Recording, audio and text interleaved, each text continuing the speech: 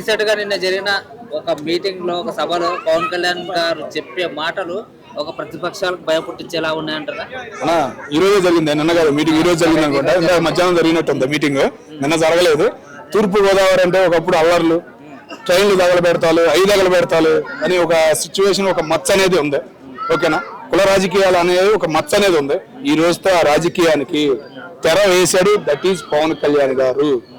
ఈ రోజు నేను చాలా హ్యాపీగా ఫీల్ అవుతున్నా.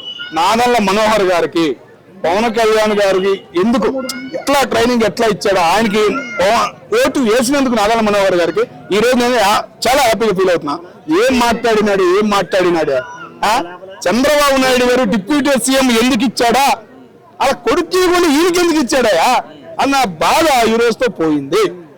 ఓకేనా, చంద్రబాబు నాయుడు గారు ముందు తర్వాత రాజీనామా చేసి రిజర్వ్ మన అంటారు కదా, అయిపోయినా కూడా పవన్ కళ్యాణ్ గారు లోకేష్ గారికి ఉండి ముందుకు నడిపెత్తాడు అనే ఫీలింగ్ ఈ రోజు కలిగింది. ఇన్ని రోజులు కామ్గా ఎందుకున్నాడు ఏం మాట్లాడినాడు రబ్బాయ్ ఒక హ్యాపీనెస్ ఈ రోజు కనపడింది. ఎందుకు ఆ మాట అన్నానంటే యోగి గురించి గుర్తు చేశాడు, ఒక పోలీసు గురించి గుర్తు చేశాడు. పోలీసులు రీసెంట్ గా 6,000 మందిని తీసుకుని కానిస్టేబుల్స్ పోస్టులు ఫిలప్ చేసి ఎంతమంది ఐఏఎస్లు ఉన్నారు, ఎంతమంది ఐపీఎస్లు ఉన్నారు, ఐజీలు ఎంతమంది ఉన్నారు. ఒక ఏంది చెయ్యాలనుకుంటే 2 రోజులు 48 hours చాలు చరిత్ర తిరగరాయొచ్చు. ఒక డిప్యూటీ సీఎం నేను అనే లెక్కను మాట్లాడాడంటే చాలా హ్యాపీ అనిపించింది. అడుగుగా ఏంది అడుగుతున్నారు అన్నా, ఈ రోజు అడగాలన్నా. ఈ రోజు నువ్వు అడిగే క్వశ్చన్ చూసావా, ప్రతిపక్షం ఉండారు కదా మీ ప్రతిపక్షం వాళ్ళు, అరే ఇన్నా మొన్నటి దాకా కాముగా ఉన్నాడన్నా. ఈ రోజు ఒక రాజకీయ నాయకుడిగా ఒక్క క్వశ్చన్ ఇవాళ దగ్గర 5 నిమిషాలు మాట్లాడాడు. ఒక్క మిగతా ప్రతిపక్షం వాడు ఎవరైనా వచ్చి సెటైర్లు వేసాడా, బయటకు వచ్చి సెటైర్లు వేసాడా అన్నా? నేను చెబుతుంది అదే. ఇవాళ ఆయన మాట్లాడిన మాటలకి ఒక్కళ్ళైనా సెటైర్లు వేసారా? ఎవ్వరు మాట్లాడకుండా చేశాడు. 48 hours చాలు. ఇట్లాంటి వాళ్ళు మాట్లాడే వాళ్ళకి 30,000 మిస్ అయ్యారు, 6,000 మిస్ అయ్యారు అనే వాళ్ళకి 48 hours చాలు అని గట్టిగా స్ట్రాంగ్ గా వార్నింగ్ ఇచ్చాడన్నా. ఒక రాజకీయం అనేది ఇంకా బతికుంది అనే ఫీలింగ్ ఈ రోజు మాకు కలిగిందన్న. అంటే ఇప్పుడు ప్రతిపక్షాలు ఏవైతే చెప్పారో, అంటే మేము 2029లో మేము వస్తాం, మళ్ళీ వస్తే నరుకుతామని చెప్పడం జరిగింది. దీనిపైన ఏమన్నా కాంట్రాక్ట్ తప్పితే నరికేస్తారంట, భయపెట్టేద్దాం అనుకుంటున్నారా ఏంది? పీపీపీ విధానం తెలియని వాళ్ళందరికీ కాంట్రాక్ట్లు ఇచ్చేసి వాళ్ళని సోమరిపోతులు చేసి మిగతా వాళ్ళందరినీ సోమరిపోతులు చేయడం అనుకున్నారా ఏంది? ఏమనుకున్నారు? సోమరిపోతనానికి నాంది పలికాడన్న చంద్రబాబు నాయుడు గారు. గవర్నమెంట్ ఎంప్లాయర్ ఒకప్పుడు సోమరిపోతనం ఉంది, పోగొట్టాడు చంద్రబాబు నాయుడు గారు. ఒక చరిత్ర ఉంది చంద్రబాబు నాయుడు గారికి. చంద్రబాబు నాయుడు గారు శిష్యుడిగా ఈ రోజు పవన్ కళ్యాణ్ గారు మాట్లాడినందుకు చాలా హ్యాపీగా ఫీల్ అవుతున్నాం అన్న. అసలు మత విద్వేషాలు రెచ్చగొట్టడంలో ఈ విషయం పైన కూడా మాట్లాడేది. అవునన్న, ఎందుకు ఆ మాట అన్నా అంటే పవన్ కళ్యాణ్ గారు గుంటూరు విజయవాడ అంటేనే ఓపెన్గా చెబుతున్నా 2 కులాలకి పడదు. ఎవరైనా కానీ అక్కడ పుల్ల పెట్టచ్చు. చిన్న మాటలుగా తణుకు సచ్చేవాళ్ళు ఒకప్పుడు. ఓకేనా, అట్లాంటి వాళ్ళని కూడా కంట్రోల్ చేసి రీసెంట్ గా వైజాగ్ లో మీటింగ్ లో చాలా పెద్దవాళ్ళు మనం రీసెంట్ టైంలో చూసుకున్నట్టయితే మన కానిస్టేబుల్ పోస్టింగ్స్ ఇచ్చారు కదా ఆంధ్రలో.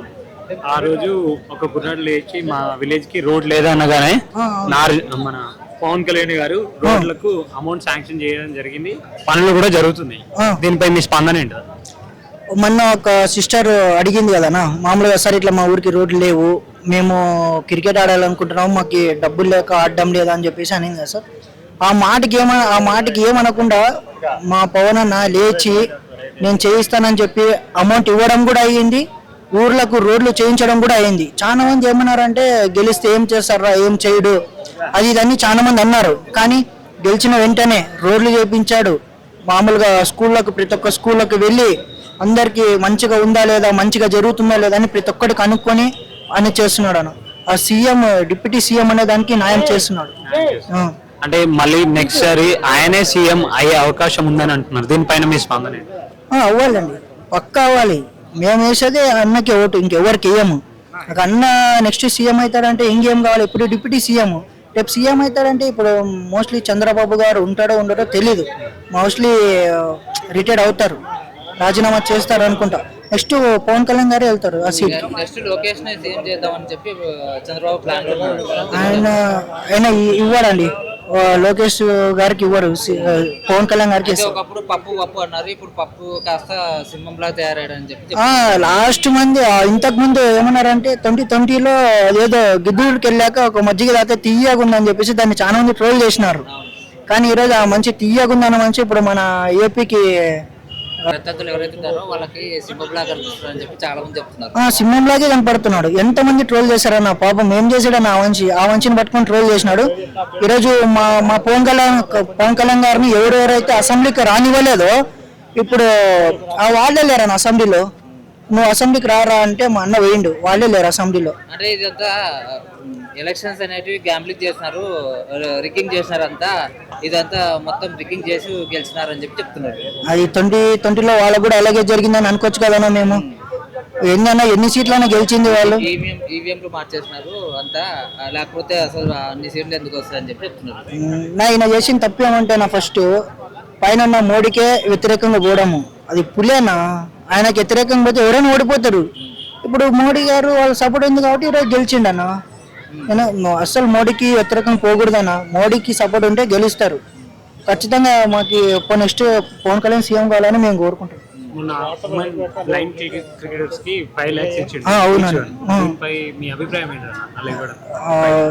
చాలా హ్యాపీగా ఉందన్నా. ఎందుకంటే మామూలు ఇక్కడ చాలా మంది టాలెంట్ ఉన్న పర్సన్ చాలా మంది ఉన్నారన్న బయట.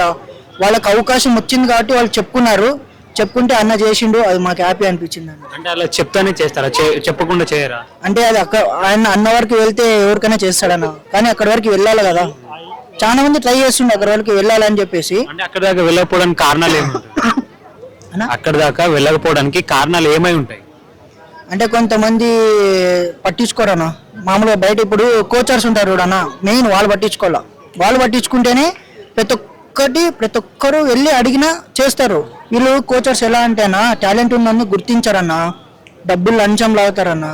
ఎగ్జాంపుల్ నేనే అన్నా, క్రికెట్లో వెళ్ళినాక డిస్ట్రిక్ట్ వరకు వెళ్ళినాక వాళ్ళు 5 lakhs 7 lakhs అడిగారన్నా. మాతో అంత ఇచ్చేవాళ్ళు కాదు మేము, ఎందుకంటే మిడిల్ క్లాస్, మేము ఇవ్వలేము. వాళ్ళ టాలెంట్ని కూడా గుర్తుపెట్టుకోకుండా అమౌంట్ అడిగితే చాలా కష్టం కదన్నా. మాకు ఎక్కడికి వెళ్ళి మేము తెచ్చిస్తామన్నా. ప్రభుత్వంలో ఏమైనా ఇంకా మార్పులు రావాలనుకుంటున్నారు? ఆల్రెడీ మోస్ట్ వచ్చేసాయన్నా, ఇంకా కొంచెం వస్తే మంచిగా ఉంటుంది. అంటే గత ప్రభుత్వంలో అభివృద్ధి జరగలేదా? జగన్మోహన్ రెడ్డి గారి ప్రభుత్వంలో జరిగిందన్న. జగన్మోహన్ రెడ్డి గారు బాగానే చేసిండ్రు, మంచిగానే చేసిండ్రు. అన్న ఓడిపోవడానికి కారణం ఎవరంటే కొంతమంది ఎమ్మెల్యేలు ఉన్నారు చూసావా, వాళ్ళ వల్లనే ఓడిపోయింది. నేను అన్నని తప్పు పట్టట్లే, అన్న మంచిగానే చేసిండు. వాళ్ళ అన్న కింద ఉన్న ఎమ్మెల్యే వల్లనే ఈరోజు ఓడిపోయినాడు అన్న. అది ఏమో అన్నకు తెలుసో తెలియదు కానీ ఇప్పుడు అన్న కన్నా వీళ్ళు ఇంకా కొంచెం మంచిగా చేస్తుండ్రు. ముఖ్యంగా అంటే ఇప్పుడు వైసీపీలో మార్చాలనుకుంటే ఏం మార్చాలి అసలు? వాళ్ళు ఒకవేళ గెలవాలనుకుంటే 2029లో మళ్ళీ గెలుస్తామని చెప్పి చెప్తున్నారు. అది కాదులే అన్న, ఇంకా అప్పుడు గెలవకపోతే ఇంకా ఎప్పుడు గెలవరు. కానీ 2029లో గెలిచే అవకాశాలు అయితే లేవు. వాళ్ళు ఏంటంటే మరి ఇప్పుడు ప్రజలు అంతా మా వైపు ఉన్నారు, అంత అభివృద్ధి లేదు, ఏం లేదు, ఒక రోడ్ వేయట్లేదు, అది ఇది అని చెప్పి మామూలేనా. ఇప్పుడు ఒక 1000 మందిలో ఒక 2000-3000 మంది అలా అంటారు. మిగతా వాళ్ళంతా వాళ్ళకే సపోర్ట్ ఉంటారు కదా. ఇదంతా టీడీపీ జనసేనకే నేను అనుకుంటున్నా. 2029లో పవన్ కళ్యాణ్ కూడా ఒక ఛాలెంజ్ ఏం చేస్తున్నారు అంటే వైసీపీ వాళ్ళు వస్తే సింగిల్ గా రావాలి, కానీ ఇద్దరు కలిసి వస్తే ఏం లాభం, వచ్చి చూడండి అప్పుడు మాట్లాడండి అని చెప్పి. కరెక్టే అన్న, నువ్వు చెప్పింది కరెక్టే, వాళ్ళు చెప్పింది కూడా కరెక్టే. నా సింగిల్ గా వచ్చినా కలిసి వచ్చినా ఇక్కడ జరిగేది మంచి జరగాలన్నా. ఎట్లా వస్తేమన్నా అభివృద్ధి జరగాలి కదా మెయిన్ అన్న. ఇప్పుడు ఎంత 5 మంది రాని 6 మంది రాని మనకి అభివృద్ధి కావాలి కదా అన్న. మెయిన్ ఎంతమంది కలిసి వస్తే ఏమని చెప్పు, మన మంచి జరుగుతుందా లేదా మన ఏపీకి, అదే ఆలోచించాలా. కానీ అభివృద్ధి ఉందన్న. ఇప్పుడు మామూలు ఒక 60% అభివృద్ధి ఉందన్న మా సైడు. చాలా చేశారు కదన్నా, రోడ్లు వేశారు, స్కూల్కి వెళ్ళి గవర్నమెంట్ స్కూల్కి వెళ్ళి మరి అడుగుతున్నారు ఎలా ఉంది స్టడీ, ఎలా ఉంది ఫుడ్. ఎవరు వీడియో ఉందన్న నీ దగ్గర? చూపాను నా రివ్యూ నేను చెప్తున్నానా, చెప్పనా?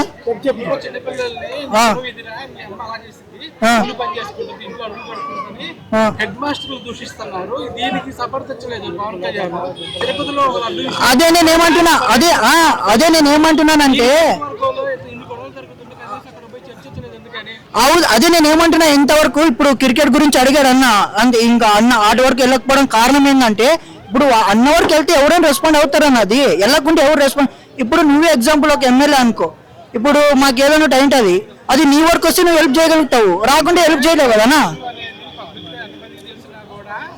ఆయన దగ్గర ఎవరు చెప్పకపోతే పట్టించుకోడు ఆయన ప్రజాప్రతినిధి కాదు ప్రజాప్రతినిధి అన్న అవసరం ఆయనకుందా లేకపోతే ప్రజలందరూ మాకు కష్టం వచ్చిందని చెప్పి ఆయన దగ్గర పరిగెత్తుకుంటూ పోవాలి అన్న ఇప్పుడు సీఎం అంటే దేవుడు కాదు కదా అన్న సీఎం గురించి కాదు పవన్ కళ్యాణ్ నియోజకవర్గం సంఘటన గురించి మాట్లాడుతున్నాను అది అన్నకు తెలిసి చేస్తాడన్న అది డౌటే లేదు అన్నకు తెలియాలి కదా ఫస్ట్ చక్కర్లు పడుతున్నాయి కదా బ్రదర్ వీడియోస్ వాళ్ళ కింద ఉండే వాళ్ళు కానీ అంటే ఇప్పుడు వైసీపీ వాళ్ళు ఆ వీడియోస్ వాళ్ళ సోషల్ మీడియాలో పోస్ట్ చేసి ఇదిగో చూడు పవన్ కళ్యాణ్ ఇలా చేసినా కూడా ఏం రెస్పాండ్ అవ్వలేదు వాళ్ళు ట్రోల్ చేస్తారు వాళ్ళు తప్పుగాను రాస్తారన్న అది వాళ్ళు పట్టించుకోకూడదు అది అన్న వరకు వెళ్తే ఎవరైనా చేస్తారన్న అది ఇప్పుడు ఒకేలా ప్రభుత్వంలో జగన్ అన్న గారు ఉన్నా కూడా అన్న వరకు వెళ్తే ఆయన చేస్తాడు వెళ్ళకుంటే ఇంకేం చేయలేడు కదా తెలుసుకుంటాడన్న అది ఇప్పుడు ఇంకా సీఎం అంటే ఒకటే అని ఉండదు కదా అన్న చాలా చూడాలా మామూలుగా ఎన్ని ఉన్నాయన్న